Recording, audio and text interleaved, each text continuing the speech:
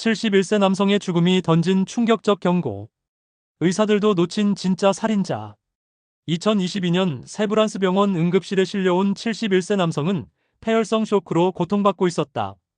세균이 몸속에서 맹렬히 증식하며 독성 물질을 쏟아내고 있었다.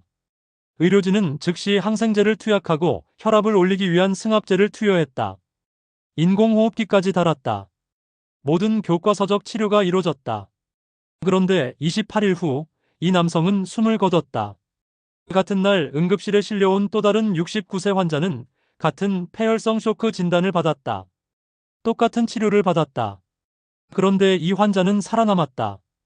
두 사람의 차이는 무엇이었을까? 의료진은 11년간 905명의 폐혈성 쇼크 환자를 추적 관찰하며 충격적인 사실을 발견했다. 사망한 환자와 생존한 환자 사이에는 한 가지 결정적 차이가 있었다. 바로 근육량이었다. 근감소증을 동반한 폐혈성 쇼크 환자의 28일 사망률은 13.8%였다. 근감소증이 없는 환자의 사망률 6.4%보다 2배 이상 높았다. 1년 후를 보면 그 격차는 더 벌어졌다. 11년 추적 관찰 결과 근감소증이 있으면 사망률이 26.5% 증가했다. 나이나 동반 질환 같은 다른 모든 요인을 제외하고도 근감소증만으로 사망 위험이 1.7배 높아졌다. 이것은 단지 폐혈성 쇼크 환자에게만 해당하는 이야기가 아니다. 2023년 신장 이식 환자 623명을 분석한 연구는 더 충격적인 결과를 보여줬다. 신장 이식 후 10년 내 사망률이 근감소증 환자군에서 정상 환자군보다 최대 2.4배 높았다. 이식 후 1년 사망률을 보면 정상 환자는 1.5%였지만 근감소증 환자는 4.6%였다. 5년 후에는 4.4% 대 11.6%, 10년 후에는 7.1% 대 17.1%로 그 격차가 더욱 벌어졌다. 재입원율도 마찬가지였다. 수술 후 1개월 안에 재입원하는 경우가 정상 환자는 16.8%였지만 근감소증 환자는 28.3%였다. 12개월 안에는 48.2%대 58.6%로 10%포인트 이상 차이가 났다. 근육이 생존을 결정하고 있었다. 직장암 환자를 대상으로 한 연구는 더욱 극명한 결과를 보여준다. 근감소증이 없는 직장암 환자의 생존율은 92.5%였다.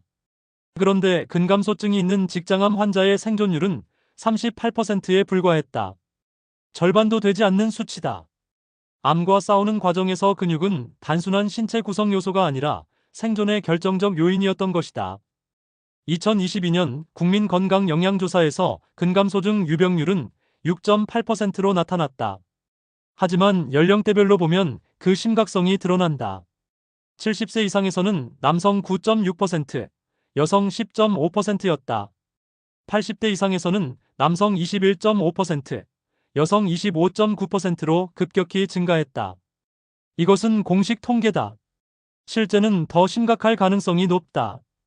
2022년 발표된 메타분석 연구는 국내 근감소증 유병률이 40대에서 50대 남성 13%, 여성 21.7%, 60대 이상에서는 남성 21.6%, 여성 30.7%에 이른다는 결과를 제시했다. 65세 이상 인구의 10%에서 28%가 근감소증을 앓고 있다는 여러 연구 결과가 있다. 어떤 국가에서는 20%가 넘는 유병률을 보고하고 있다. 세계 노인의 최대 22%가 근감소증을 겪는다. 2040년에는 전 세계 성인 가운데 2억 명 이상이 근감소증을 가지고 있을 것으로 예측된다. 그런데 문제는 숫자만이 아니다. 근감소증이 불러오는 연쇄 반응이 더 무섭다. 근육이 줄어들면 걸음걸이가 느려진다. 70대 노인 1,705명을 추적 조사한 결과 근감소증이 있으면 낙상과 골절 위험이 2배에서 3배 높아졌다. 특히 골다공증까지 동반되면 위험은 더욱 커진다. 근감소증으로 균형 감각이 떨어져 넘어지기 쉬운 상태에서 골다공증까지 있다면 골절은 거의 필연적이다. 겨울철 눈길에서의 단순한 미끄러짐이 치명적 사고로 이어지는 이유가 여기에 있다. 젊은 사람이라면 순간적으로 근육을 수축시켜 균형을 잡을 수 있다. 하지만 근감소증 환자는 그럴 수 없다. 순발력을 담당하는 속근이 이미 사라졌기 때문이다. 넘어지는 순간 몸을 지탱할 힘이 없다. 골절은 시작에 불과하다. 골절로 입원하면 움직이지 못하게 되고 근육은 더 빠르게 감소한다. 악순환의 시작이다. 근육량이 1제곱미터당 1kg 감소할 때마다 사망 위험이 2배 증가한다는 연구 결과가 있다.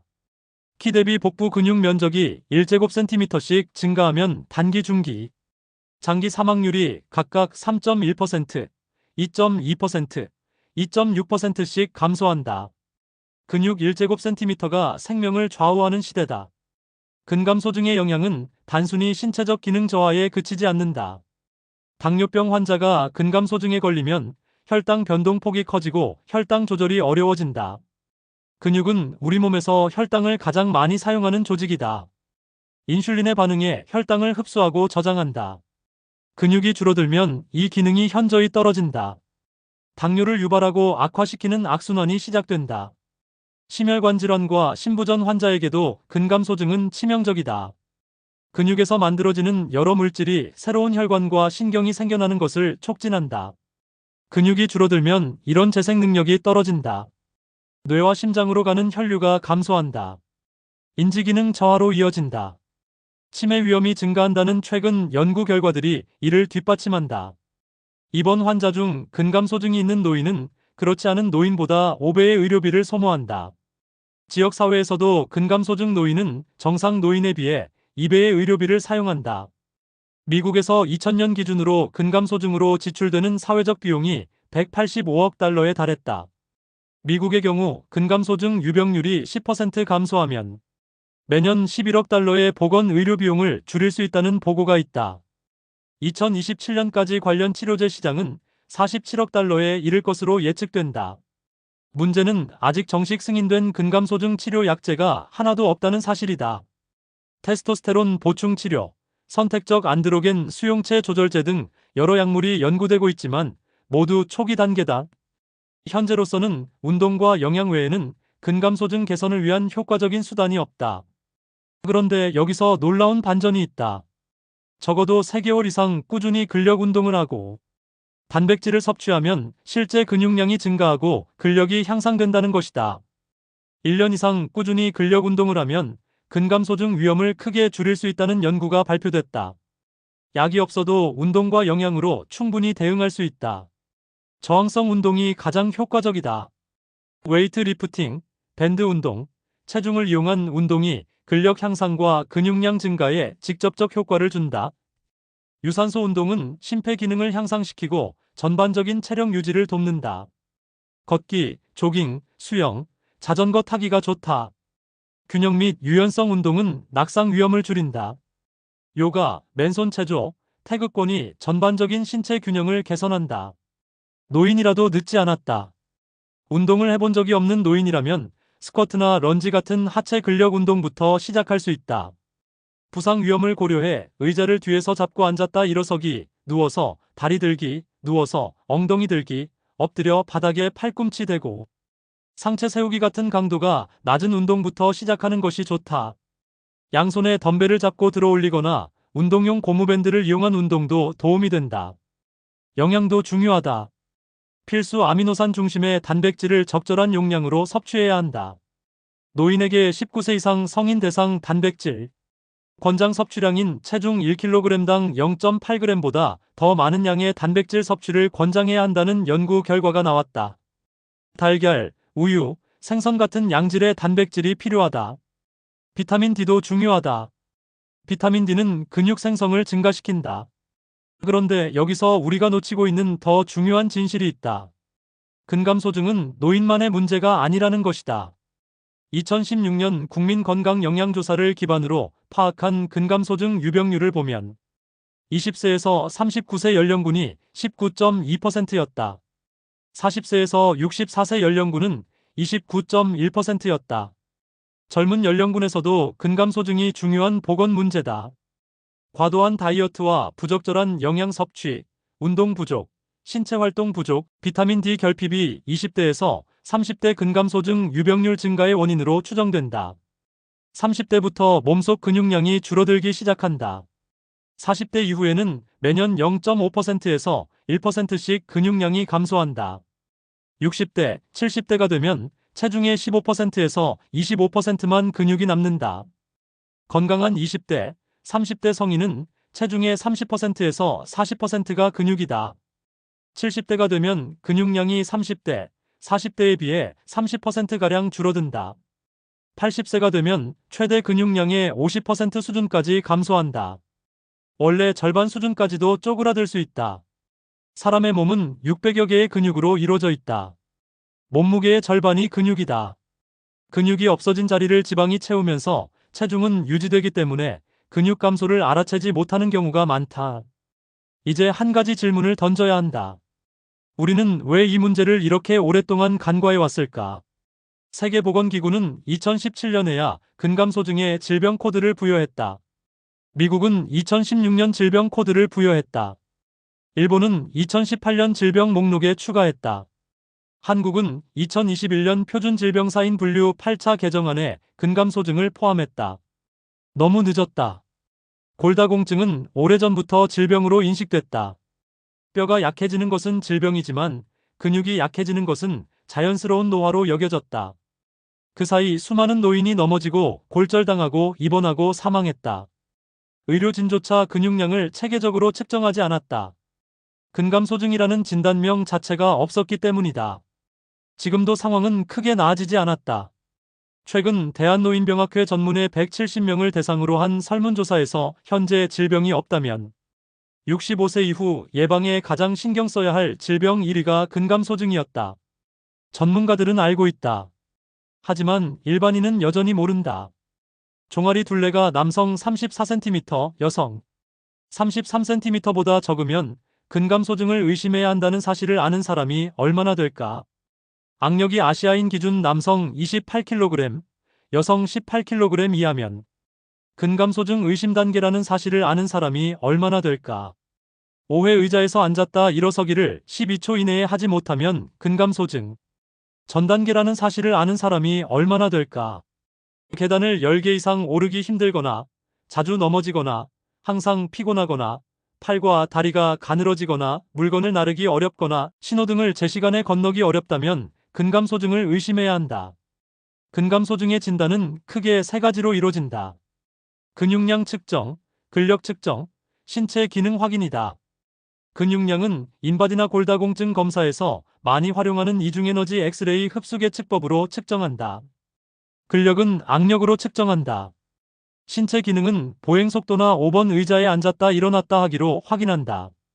양팔과 양다리의 근육량을 합해서 키의 제곱으로 나눈 수치가 남성 7.0, 여성 5.4 이하면 근감소증으로 확진한다. 건강한 정상인은 이 수치가 남성 7.70 이상, 여성 5.4 이상이어야 한다. 이 정도면 검사하기 어렵지 않다. 그런데도 대부분의 사람이 검사를 받지 않는다.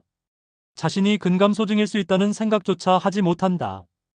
AI 기반 진단 기술이 개발되고 있다. 조기 발견과 개인별 맞춤 예방 전략이 가능해지고 있다.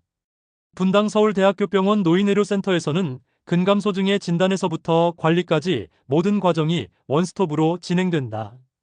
간호사, 영양사, 약사, 노인병내과, 재활의학과, 정신건강의학과 등 여러 직종과 분과의 의료진이 긴밀하게 다학제적 협력을 하고 있다. 하지만 가장 중요한 것은 우리 각자의 인식이다. 근감소증이 단순한 노화가 아니라 질병이라는 인식, 예방 가능하고 관리 가능한 건강 문제라는 인식이 필요하다. 65세가 되어 근감소증 예방을 시작하면 늦다. 그 이전에 준비해야 한다. 50대부터는 근감소증에 대해 관심을 갖고 근력 감퇴 현상이 느껴진다면 주의가 필요하다. 근감소증은 단계적으로 나빠지거나 좋아지지 않는다. 관리를 하고 있어도 만성질환이 악화하거나 낙상하면 갑자기 나빠진다. 하지만 운동과 단백질 섭취가 계속되면 근육량이 증가하고 근력이 향상된다. 우리에게는 선택권이 있다. 근육을 지킬 것인가, 잃을 것인가. 71세 남성의 죽음으로 돌아가 보자. 그는 폐혈성 쇼크로 사망했다. 하지만 진짜 살인자는 세균이 아니었다. 근감소증이었다. 만약 그가 평소 꾸준히 운동하고 단백질을 충분히 섭취했다면 어땠을까? 만약 그가 근감소증을 질병으로 인식하고 조기에 진단받고 관리했다면 어땠을까? 우리는 그 답을 알 수 없다. 하지만 우리 자신의 미래는 바꿀 수 있다. 근육은 늙음의 상징이 아니다. 생명의 저장소다. 면역의 보루다. 건강의 척도다. 우리가 매일 무엇을 먹고 어떻게 움직이는가가 10년 후, 20년 후 우리의 모습을 결정한다. 일상의 작은 습관이 삶과 죽음을 가른다. 지금 이 순간 당신의 근육이 사라지고 있다. 당신은 그것을 그냥 늙는 것으로 치부할 것인가? 구독해주셔서 감사드립니다. 좋아요와 알림 설정 꼭 해주세요. 도움되는 정보로 다시 찾아오겠습니다.